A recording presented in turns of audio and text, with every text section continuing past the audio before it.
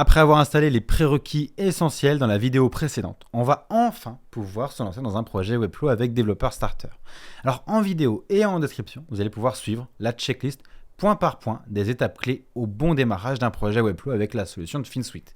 C'est littéralement la vidéo la plus importante de la série. Alors salut, c'est Théo et dans cette vidéo, on va faire passer tes sites au next level. Ok, on est prêt à démarrer notre projet. On va suivre la checklist qui est disponible en description et qui va vous permettre de également vous retrouver dans les différentes étapes cruciales pour mettre en place un projet avec Developer Starter. Ces étapes-là, elles sont à reproduire à chaque fois que vous allez démarrer un nouveau projet. C'est vraiment important, c'est la vidéo la plus importante de la série. Alors ce qu'on va commencer par faire, c'est partir d'un projet Webflow évidemment. Donc là on a notre structure, notre style, notre CMS et nos animations qui sont prêtes. J'ai démarré d'un template pour aller bien plus vite. L'idée ici c'est de faire un focus sur plutôt Developer Starter. Maintenant que j'ai ça de prêt, je vais pouvoir passer à ma phase de préparation. Alors pour faire ça, j'ai besoin de NPM et de GitHub. Alors je vais aller du côté de NPM. Okay. Normalement, si vous avez vu la vidéo précédente, vous avez déjà créé un compte NPM et un compte GitHub, donc on devrait déjà avoir cette étape de prête. Et ce qu'on va faire, c'est que pour ce nouveau compte, on va aller créer une organisation. Si vous en avez déjà une en place, pas besoin forcément d'en créer une nouvelle. Là, je vais montrer la procédure pour en créer une directement. Donc là, on va créer le studio XYZ et on va du coup choisir l'option gratuite ici. Et je crée. Je vais... Ah, il existe déjà. Bon, pas de bol. ABC DE. C'est un nouveau studio qui est ouvert en ville, qui existe. Parfait. Et du coup, je peux personnaliser ici les informations. Moi, je vais décider de skipper pour venir aller direct à l'essentiel. Et donc, j'ai bien le studio ABCDE qui apparaît ici dans mes différentes organisations. Tant que je suis ici, je vais en profiter pour aller récupérer une clé d'accès. Donc là, je vais aller toujours dans mon profil en haut à droite et je vais faire Access Token. Je vais faire Generate New Token et je vais choisir Classic Token. Je vais donner le nom que je souhaite. Donc là, une démo, c'est très bien. Et je vais choisir Automation. Le nom, vous mettez ce que vous souhaitez. Par contre, il faudra bien choisir Automation. Puis Generate Token. J'ai ici le token, donc je vais pouvoir copier. Et je vais mettre ça de côté. Je vais aller sur GitHub. Alors sur GitHub, en allant sur la page d'accueil ou n'importe où, vous pouvez chercher en haut à gauche et taper Developer Starter par exemple pour trouver directement. Une fois que vous l'avez trouvé, vous êtes connecté ici, vous allez pouvoir utiliser ce template. Pour ça, je vais cliquer sur le bouton vert et faire Create a New Repository. Je vais devoir le nommer. Donc là, je vais l'appeler initdemo tout pareil. Je pourrais donner une description et ensuite je choisis si le projet est public, donc s'il est possiblement lu par tout le monde, ou est-ce que je le mets en privé. Je vais le mettre en privé moi pour le coup. Initdemo et c'est parti, ça va créer le repository. On va utiliser la clé d'accès qu'on a récupérée depuis NPM pour venir créer ce pont entre GitHub et NPM. Pour ça, je vais aller dans les settings ici. Je vais aller dans Security, Secret and Variable et Action. Ici, je vais pouvoir créer un nouveau secret. Ce secret-là, je dois l'appeler impérativement NPM underscore token. Okay, tout en majuscule, npm underscore token. Et je viens coller dans le secret l'access token que j'ai créé chez npm. Et je sauvegarde. Parfait. Maintenant, je vais pouvoir venir aller plus loin. Venir créer ici dans Action, donc dans Code and Automation, Action générale, autoriser ce repo à venir écrire et lire les permissions. Et en même temps, autoriser GitHub Action à créer et approuver pull request. Donc là, on était dans Code and Automation, Action générale, sous-section Workflow Permission, Read and Write Permission, ici. Parfait. Et je sauvegarde. Je retourne ici sur mon code. Et on est prêt pour travailler. Donc là, en gros, on vient de faire le lien entre mon GitHub et mon NPM. Maintenant, je vais ouvrir une nouvelle branche et travailler de mon côté. Donc code, donc là je vais aller sur le bouton vert, HTTPS, Open with GitHub Desktop. Je vais faire un clone again, donc moi j'avais déjà créé le projet, ok, là il me l'a créé, et donc on arrive bien ici, on est tout bon. Je vais pouvoir maintenant l'ouvrir dans Visual Studio Code, qui est l'outil de développement. Et c'est parti. Ok. On est bien sur notre projet, c'est le même projet qui a désormais fait la bascule, il est ici, rendu sur ma machine. On va faire un petit passage en revue des fichiers. Alors, non pas de tous les fichiers, parce qu'ici, on a tous les fichiers qui sont créés automatiquement grâce à ce template Developer Starter, mais on a quelques-uns qui sont vraiment importants. Le premier, c'est package.json. Ici, je vais devoir renommer le fichier. Alors, le fichier, oui, mais ça, ce sera le package, c'est le nom du package. On a au début @finsuite. Le arrobase quelque chose, c'est le nom de votre organisation. Donc, moi, dans mon cas, c'est Studio ABCDE. Et là, je vais avoir le nom de mon package. Donc là, je pourrais l'appeler init-debo. OK. Je vais avoir en dessous le versionning. Donc là, je vois 0.0.0. Le premier 0 correspond aux évolutions majeures, le deuxième 0 aux évolutions mineures et le troisième 0 au patch. Donc là, si je crée une première grosse version, je peux dire je lance la version majeure 1.0.0. Okay. Comme une mise à jour de votre téléphone. C'est le même principe. Et vous avez après la liberté de venir changer la description, etc. Je vous laisserai faire ça si vous le souhaitez. Attention à ne pas modifier tout le reste, c'est vraiment ici la description. Ok, on a fait ça, je sauvegarde, je vois que j'ai le petit point blanc ici, c'est pas sauvegardé, donc je sauvegarde et on est bon. Le dossier qui va nous intéresser, nous, c'est le dossier source, SRC ici, avec notre fichier index.ts, qui est le fichier principal, qui va venir réunir, qui se lance au démarrage de Webflow et qui contient à l'intérieur les différentes fonctions, etc. Ici, on appelle une fonction qui est située sur un autre fichier. Cet autre fichier, je vais le trouver juste à côté dans les utilitaires ici. Et dans utilitaires, je vais avoir grid.ts. Et donc dans grid.ts, je vais avoir ici la fonction. Parfait. On a fait grosso modo le tour rapide. Je vais vous montrer maintenant comment installer le démarrage. Donc là, New Terminal. Dans New Terminal, ici, je vais avoir une commande à lancer à chaque démarrage de projet. Donc pnpm install. Et c'est parti. Ce qui va être installé ici, ce sont tous les modules Node ici, qui sont nécessaires par défaut. Donc là, dans mon code, j'utilise des propriétés de FinSuite, j'utilise des propriétés d'autres fichiers. Automatiquement, Node va les trouver et va me les importer. Si j'avais appelé ici une fonction, du moins un slider par exemple, avec Splide ou avec Swiper, eh bien, en refaisant pnpm install, il m'aurait bien retrouvé et réinstallé ce qui était nécessaire. Ok. Ça, c'était la première commande. La deuxième commande qu'on va faire, c'est pnpm dev pour lancer un écosystème localhost. Et donc là, je vais avoir aucune erreur et j'ai en plus de ça des informations. Ici, j'ai le script que je vais pouvoir ajouter côté Webflow. On vient de lancer notre serveur en local. Ce serveur en local, c'est pas parce qu'on le lance une première fois qu'il va durer tout le temps. On va pouvoir le couper, puis le rallumer, puis le recouper. Donc là, on vient de l'allumer. Okay. Il nous a donné un code ici, une ligne de script que je vais récupérer et que je vais mettre côté Webflow. Je pourrais la mettre soit dans les paramètres de la page, si je veux que cette page-là ait accès au local, ou alors je pourrais le mettre dans les paramètres du projet. Donc Project Settings ici. Ok, Custom Code, c'est parti. Et donc là, dans Footer, je colle. Je sauvegarde et je publie. Je viens de faire donc la structure style CMS animation et je viens de préparer FinSuite Developer Starter. Je publie en pré-prod. Et donc là, deux visions auront lieu. Si on regarde ce site-là depuis un autre ordinateur, on ne chargera que ce site-là.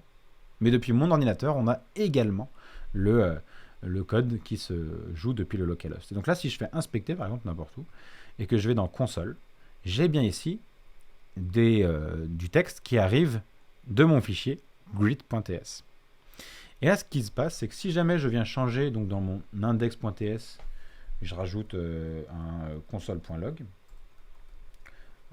test par exemple, et que je sauvegarde, automatiquement, il arrive ici. Si je viens changer John Doe en Théo Roland, je sauvegarde, je reviens ici, le code fonctionne bien. Donc là, j'ai bien le site qui arrive depuis mon hébergement Webflow et mon code qui arrive depuis mon local, donc depuis ma machine. Ok. Si je veux quitter l'environnement de développement, donc le localhost, je fais un CTRL-C et c'est fermé. Et donc là, on va commencer à avoir des erreurs, voilà, côté navigateur, puisqu'il ne trouve plus le localhost. Parfait. Quand on a créé un environnement de développement ou quand on a décidé donc de construire notre code avec pnpm build, ça va automatiquement créer ici un dossier dist. Le dossier dist, c'est le code que l'on a créé et qui est compilé, qui est prêt, qui est minifié et qui est prêt pour l'emploi. Et donc c'est ce code-là, avec le index.js qui est à l'intérieur, qui va être utilisé dans NPM.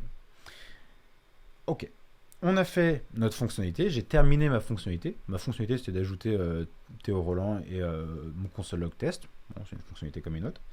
Je vais créer tout ce qu'il faut pour envoyer à GitHub, réenvoyer, donc faire un commit. Et en même temps, je vais lui dire de réenvoyer en plus à NPM. Là, ce qui est important, c'est que si je m'arrête là et que je retourne dans GitHub Desktop va automatiquement trouver les différentes évolutions. Donc là, on voit, il me met en rouge ce qu'il y avait avant, en vert ce que j'ai maintenant, etc. Et là, je pourrais très bien dire, ok, bah ça c'est une update. Et donc là, je pourrais faire un commit to master. Donc ça, c'est le simple fait de venir remonter l'information. Là, moi, je vais vous donner une commande qui s'appelle pnpm change set et qui va nous permettre de, en même temps, donner l'information de créer un package correspondant. Donc si je veux, je peux m'arrêter ici et ça va juste publier sur GitHub en mettant ici un résumé et en faisant commit to master. Mais j'ai une commande à faire en plus si je veux l'envoyer en ligne. pnpm change set. Je lance et là je vais avoir une série de questions. On a vu tout à l'heure le versionning, vous savez 0.0.0, qui est la version actuelle de mon fichier. Et bien là il va me demander, est-ce que l'évolution que j'ai fait, c'est du coup un patch, donc un correctif, ou une évolution mineure, ou une évolution majeure. Et avec les flèches, je peux choisir. En fonction de ce que je vais choisir, c'est l'un des 3 zéros qui va se voir incrémenté. Dans mon cas, c'est un simple patch, donc je vais choisir patch. Il faut que je le nomme, donc là je vais dire update name, par exemple. J'appuie sur entrée, et là il me demande, ok, est-ce que c'est bien tout ce que vous souhaitiez changer? Oui, avec un Y pour yes, non avec un N pour no. Et on est bien ici, je suis revenu à mon Roland, à MacBook Pro, etc. Ok, je suis prêt. Je retourne sur mon GitHub Desktop. J'ai en plus de ça ici des informations. Ok, un troisième fichier. Donc là, j'ai bien mes informations, mes modifications, plus les informations à transmettre. Je vais nommer ce commit, toujours nommer ces commits pour bien comprendre l'évolution qu'on a ajoutée. Et je vais faire commit to master. Ici, j'ai l'encart bleu, on est prêt, push origin. Donc là, je suis en train de faire le commit qui est ici. Et en plus de ça, de donner l'indication que cette information-là, une fois qu'elle sera merge, elle doit updater le package qui est ici. Ok, on est bon, c'est terminé. Je vais aller voir du côté de GitHub. Côté de GitHub, normalement, ça a déclenché une action. L'action, elle est ici. Donc là, elle va prendre son temps. Ça peut prendre pas mal de temps. Ça va dépendre aussi de la taille du code. Mais en gros, l'action, c'est de récupérer l'information et de créer un pull request. Le pull request, c'est la demande que l'on va avoir ici. Donc vous voyez avec le tracé qui est coloré, qui dit que cette branche-là est terminée et qu'elle est prête pour faire le merge. Et donc quelqu'un doit approuver le merge pour qu'il ait lieu. Et donc là, l'action a bien eu lieu. Parfois, vous pouvez avoir des messages d'erreur. J'en parle maintenant parce que ça m'est arrivé de temps en temps. Si vous avez un message d'erreur, parfois c'est que vous avez un runtime, vous avez un délai pour effectuer ces actions-là, et parfois ça prend plus de temps. Ou alors vous le faites de manière trop fréquente. Donc, dans ce cas-là, on peut avoir un message d'erreur. Vous pourrez juste revenir dedans, rentrer dedans, et vous aurez le bouton ici, Rerun All Jobs. Bref, l'action, elle est réussie. Automatiquement, ça m'a créé un pull request ici, comme je disais, que je peux ouvrir. Le pull request ici, il détaille tout ce qu'il y a eu en plus.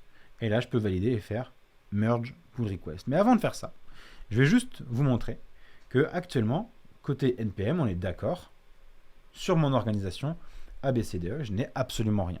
Okay.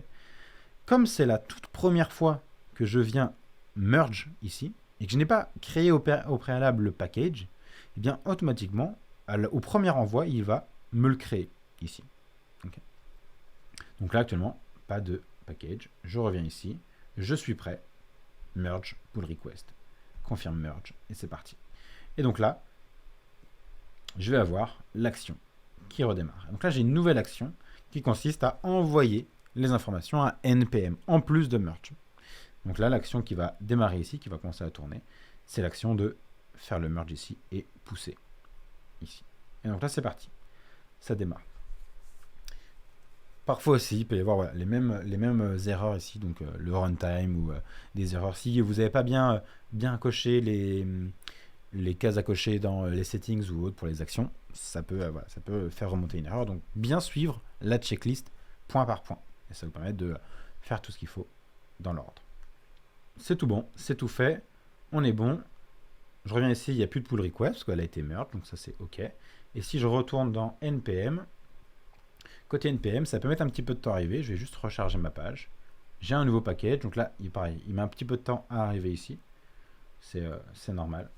Mais au bout d'un moment, je vais le voir apparaître ici. Donc, dans tous les cas, je vois que je suis passé de 0 à 1. Donc, l'information est bien remontée. Ça, c'est parfait. Bon, dans tous les cas, il est créé. OK. Maintenant que j'ai ce package de créer, donc je vais le laisser apparaître le temps de, on va devoir l'appeler pour le charger. On se souvient, dans mes schémas ici, on se disait que, voilà, ici, pour avoir le code issu de NPM, je vais devoir le charger. Bon. Pour ça, on va utiliser une ligne de commande, depuis, un script depuis JSDeliver, donc, que je vais trouver hop, ici. Donc JSDeliver va nous donner un script ici, à ajouter, une URL ici, qu'on va pouvoir réutiliser. Donc là, j'ai choisi NPM et j'ai pris la première. Je copie-colle et je vais aller sur Webflow. Sur Webflow, je me retrouve bien pareil dans les paramètres de projet. Script, donc j'ai bien ici mon script de localhost. Je vais ajouter l'autre script en dessous. Hop, je colle, je referme et on va venir changer ce qu'il faut.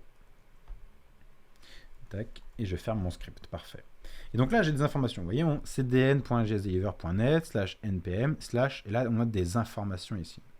Donc ce que je dois venir appeler ici, ça va être l'information fournie par NPM. Donc j'espère que ça ne va pas prendre forcément trop de temps. Voilà, il est apparu, parfait. J'ai bien ici mon studio abcde /initdemo. OK. Donc là, ce que je dois faire, c'est remplacer ce que je peux remplacer ici dans Webflow. Donc là, le package version. Donc là, je vais prendre @studio abcde / donc initdemo, qui est le package, okay, / initdemo. Et là, j'ai besoin d'aller chercher le fichier. Le fichier, si je retourne ici, dans mon document, on a dit que ce n'était pas celui-ci qui allait être récupéré, c'était le index.js. Donc là, il est dans le dossier dist. Donc là, le dossier dist est à la racine. Dedans, j'ai mon index.js. Donc ça veut dire que lorsque j'ouvre mon package, qui est ici, et que je vais dans le dossier dist, je trouverai le fichier index.js. Donc là, initdemo /dist /index.js. Je sauvegarde. Je vérifie que j'ai bien mis abcde. OK, on est bon. Maintenant que j'ai publié, je peux aller le voir à nouveau. OK. Voilà. Et donc là, j'ai bien, pour vérification ici, vous voyez, j'ai pas le localhost qui est en train de tourner. Si je l'avais mis à tourner, j'aurais une commande pn.dev et j'aurais ça. Mais là, non, je le recoupe. Donc là, je n'ai pas le localhost qui tourne. J'ai bien que mon site et que le contenu issu de NPM. Et on voit bien, on l'a récupéré ici. Je n'ai pas le localhost. Par contre, je récupère de l'information de ailleurs. Et bien depuis index.js. Donc c'est bon. L'information descend bien depuis NPM. Et donc voilà, j'ai créé en fait ma première boucle qui était ici. J'ai ma branche, j'ai créé ma première fonctionnalité. Dès que je dois ajouter une nouvelle fonctionnalité, je peux continuer à travailler ici par exemple. Si je veux désormais en créer une nouvelle, on va tester, ça va être Jacques Chirac. OK, je supprime en même temps ça, parfait. Je teste avec pnpm.dev, enfin pnpm.dev, pardon, pas .dev.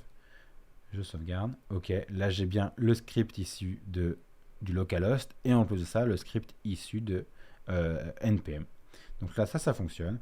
Et là, je pourrais relancer et faire un pnpm change set pour dire c'est un nouveau patch, c'est update name to Jacques Chirac.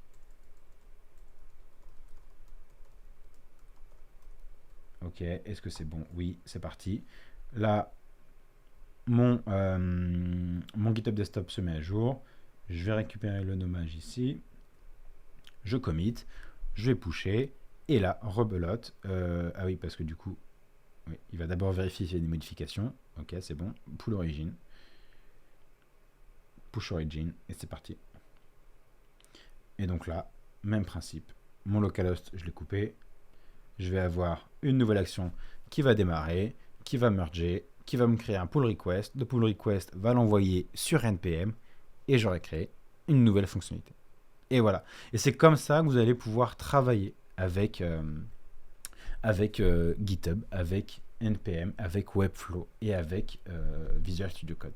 C'est vraiment une nouvelle dynamique, une nouvelle gymnastique que vous allez vous approprier au fur et à mesure. Dans tous les cas, comme je le disais, vous avez toute la procédure, la checklist des choses à faire qui est disponible en description. Donc n'hésitez pas à venir la reprendre et à venir la suivre pas à pas pour venir créer. Et si jamais vous êtes perdu visuellement, vous avez toujours la vidéo pour vous retrouver et revoir un petit peu où est-ce que j'ai cliqué. Ok ? L'action est en train de se faire toujours, l'action est prête, j'ai un nouveau pull request ici, j'ouvre mon pull request. Ok, ok, ça vérifie, je peux merge, ok, et là ça va créer l'action. Et l'action va se redémarrer. Voilà, j'espère que c'est clair pour vous. Dans tous les cas, s'il y a des questions, il ne faut surtout pas hésiter à les poser. Et puis on va se retrouver dans la prochaine vidéo pour voir des bonnes pratiques en plus, de tout ce qui est bon à savoir en plus, lorsque vous allez travailler avec FinSuite Developer Starter. Ok, accrochez-vous, ce sera la dernière vidéo. C'était Théo, ciao.